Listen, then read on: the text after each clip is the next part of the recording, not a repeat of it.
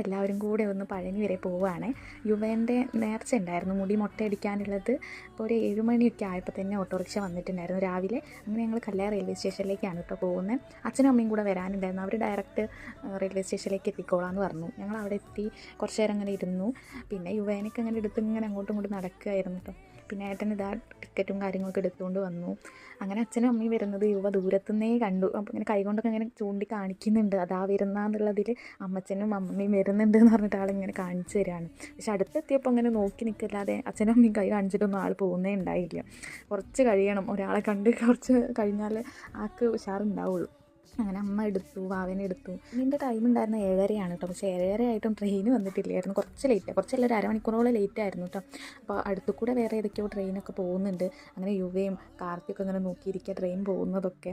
സൗണ്ടൊക്കെ കേട്ടിട്ട് ആൾക്ക് കുറച്ചൊരു പേടിയുണ്ടായിരുന്നു. പക്ഷെ ഇങ്ങനെ നോക്കിയിരിക്കുന്നുണ്ട്. പിന്നെ ഞാൻ അങ്ങനെ പറയായിരുന്നു, അയ്യോ ഇനി വരുമ്പോൾ മുടി ഉണ്ടാവില്ലല്ലോ എന്നൊക്കെ പറഞ്ഞിട്ട് ഇങ്ങനെ യുവനെ എടുത്തുകൊണ്ട് നിൽക്കുക. ആൾക്കാണെങ്കിൽ താഴെ ഇറങ്ങണം തന്നെ. അങ്ങനെ അതുകൊണ്ട് തന്നെ എല്ലാവരും ഇങ്ങനെ മാറി മാറി എടുത്തുകൊണ്ട് നിൽക്കുന്നുണ്ട് കേട്ടോ. പിന്നെ ഒരു 8:05 ആയപ്പോഴാണ് കേട്ടോ ട്രെയിൻ എത്തിയിട്ടുണ്ടായിരുന്നു. അപ്പോൾ ഞങ്ങൾ ട്രെയിൻ വരുന്നുണ്ടെന്ന് പറഞ്ഞിട്ട് എല്ലാവരും എഴുന്നേറ്റിരുന്നു. പിന്നെ കുറച്ച് അത്യാവശ്യം നല്ല തിരക്കുണ്ടായിരുന്നു.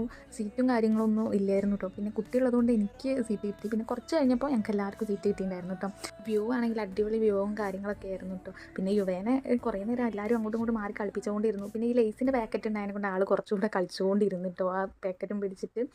അങ്ങനെ ഏകദേശം അവിടെ എത്താനായിട്ടുണ്ട്. കുറേ ഇരുന്നിരുന്ന് എല്ലാവർക്കും മടുപ്പ് വന്ന്. അങ്ങനെ ഉച്ചയൊക്കെ ആയപ്പോഴാണെങ്കിൽ ഞങ്ങൾ പൊതിച്ചോറ് രാവിലെ കൊണ്ടുപോയിട്ടുണ്ടായിരുന്നു. അതൊന്ന് വീഡിയോ എടുക്കാനൊക്കെ വിട്ടുപോയി. അങ്ങനെ അതൊക്കെ കഴിച്ച് ഒരു 5 മണിയൊക്കെ ആയപ്പോഴാണ് കേട്ടോ പഴനിയിലെത്തിയത്. അവിടെ ഇറങ്ങാൻ ഒരുപാട് ആൾക്കാരുണ്ടായിരുന്നു കേട്ടോ. നല്ല തിരക്കും കാര്യങ്ങളും ഉണ്ടായിരുന്നു. അങ്ങനെ ഞങ്ങൾ അവിടെ എത്തി. ഇനി അടുത്ത വീഡിയോയിൽ ഇടാവേ.